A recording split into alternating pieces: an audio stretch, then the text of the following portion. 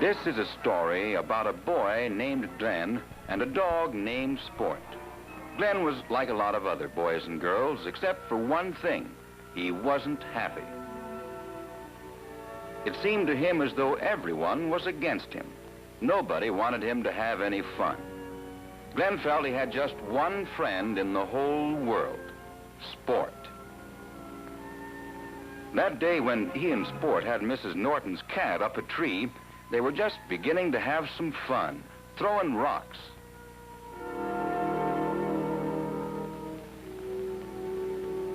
When Mrs. Norton had come out and scolded him severely.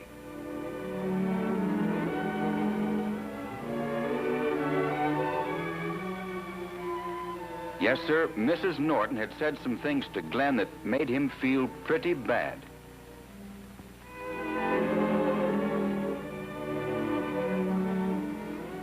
And the time Glenn's mother had asked him to rake the yard.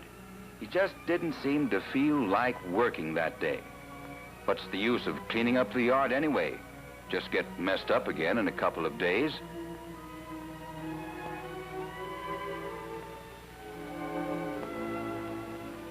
Besides, there was a construction project down in the next block that needed looking into.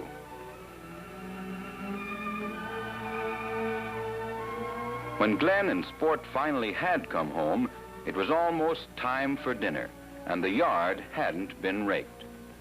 From the way Glenn's mother talked to him, he began to think that even she didn't like him anymore.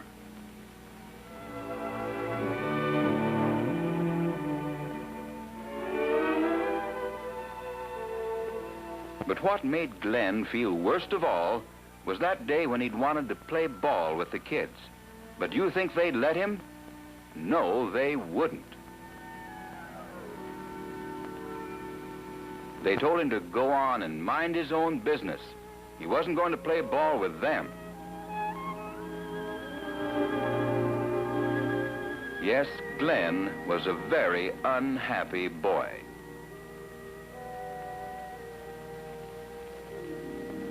That very night, while his mother and father were away, Glenn sneaked a whole pint of ice cream out of the refrigerator and took it up to his room.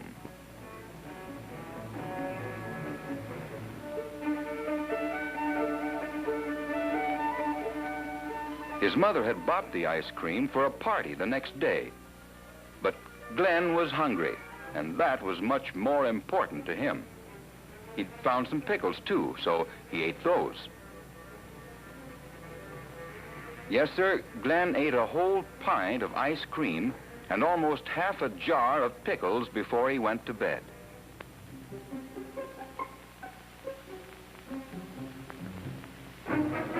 It's no Glenn didn't sleep very well that night. It might have been the pickles or the ice cream, or maybe it was something else. But right then, it happened. Right there in Glenn's bedroom was a strange man, someone he'd never even seen before.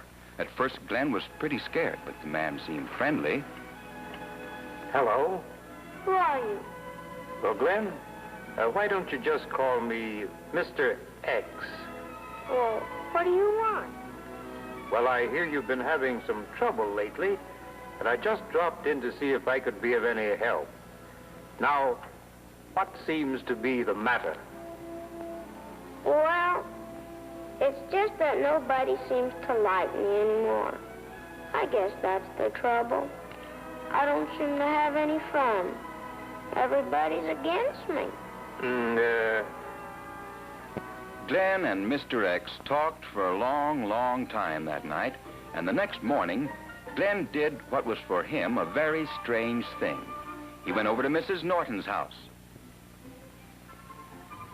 And he told her how sorry he was that he'd been so mean to her cat.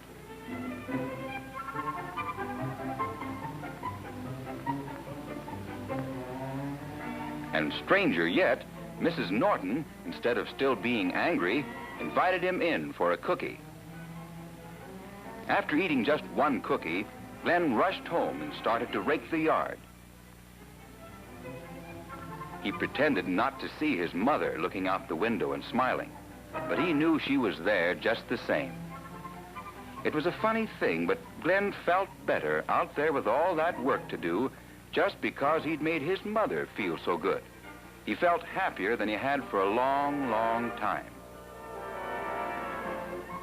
Right after he'd finished raking the yard, Glenn rushed down to the ball diamond. As luck would have it, one team was short, so they decided to give Glenn another chance. And did he play fair? For the first time in his life, Glenn didn't break even one little rule. You see, that's the reason the boys wouldn't let him play before. He always cheated. But not this time, no sir. Glenn played fair and square all the way through. And was he happy? Well. But what was it that brought about this marvelous change in Glenn? Why had he become so different? It was all because of this mysterious Mr. X. You see, Mr. X had told Glenn some things that night in the bedroom that made him look at himself a whole lot differently. Mr. X called it being a good citizen. Glenn, if you want people to like you, you've got to make them like you. And the amazing part of it is you don't have to do anything big or wonderful. No, it's the little things that count. Things like brushing your teeth every morning without having to be told.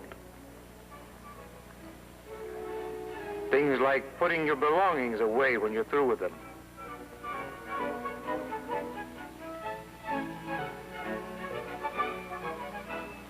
Like doing your share at home. Being cheerful when there's something that has to be done. Of course, being a good citizen means obeying the laws of our town and our country. It means working together, talking things over. It means deciding things by majority rule, or doing what most of the people want to do. Accepting the decision of the majority, even though you might want to do something different. Being a good citizen means taking turns at play and at work, too. It means being kind and understanding to people, and especially to people less fortunate than ourselves. A good citizen knows that even though someone may act different, down underneath where it really counts, he's just like everyone else. A good citizen is friendly and helpful all the time. No, we don't have to wait till we grow up and vote to become citizens. When we're very young, we're just citizens of our own home, our own family. And as we grow, we become citizens of our school, our town, our state, our country.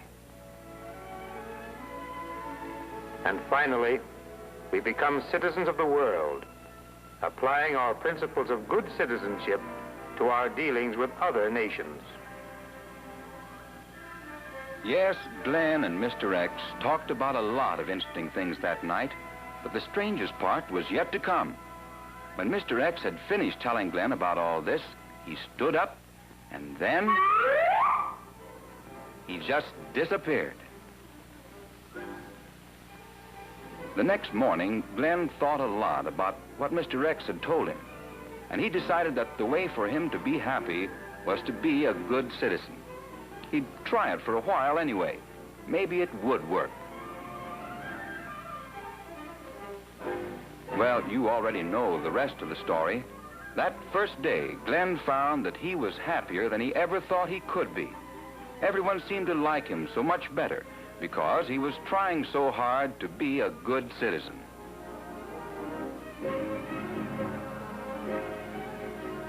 And it's a funny thing, but sports seemed a lot more popular with the other dogs after that.